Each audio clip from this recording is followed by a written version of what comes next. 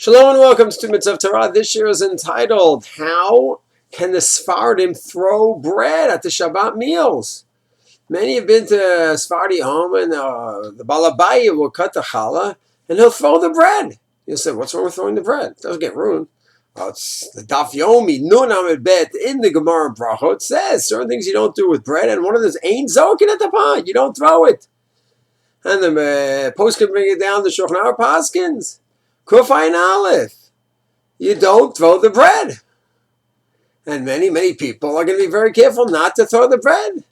You'll say, well, that's only if it gets ruined. If it doesn't get ruined, then you're fine with it. We throw candies at the Chatan, doesn't get ruined. So the bread, you throw it on the table. It's a clean table. It's the beginning of the meal. It doesn't get ruined. It's fine. Now you read the Mishnah Berurah, and Mishnah Berurah says that the poskim say, the Beis Yosef and others say, that no. The foods, if they don't get ruined, it's fine. Bread is so chashuv. Even if it doesn't get ruined, you don't throw the bread. So what's going on? There's a different level of kavod for bread. It's a staple food, and especially in the Talmudic times it was that way. And even today, it's still a main staple food, and there's kavod for bread. So what are the Sephardim doing? So you'll find those that say that, it's minhag shtos, it's wrong. I always lean over backwards that if there's a minhag in Klal Yisrael, we do our best to try to make sense of it. And we don't assume our holy brother's doing something wrong. Hey, if you exhaust every possibility, so you may have to say there's a minhag, there's a mistake here in the minhag. But that's our last resort. So the fact is, look at the Rambam.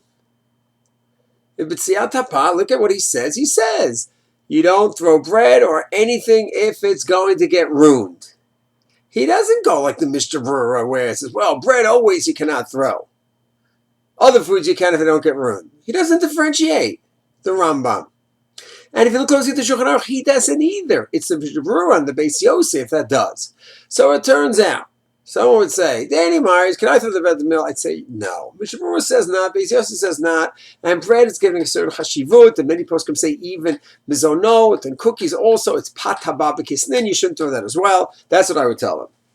But those who have the minhag to do it, based on the simple reading of the Rambam, not like the Mishnah Berurah's reading of the Shulchan Aruch, and if that's a minhag, there certainly is a justification behind it. Shalom.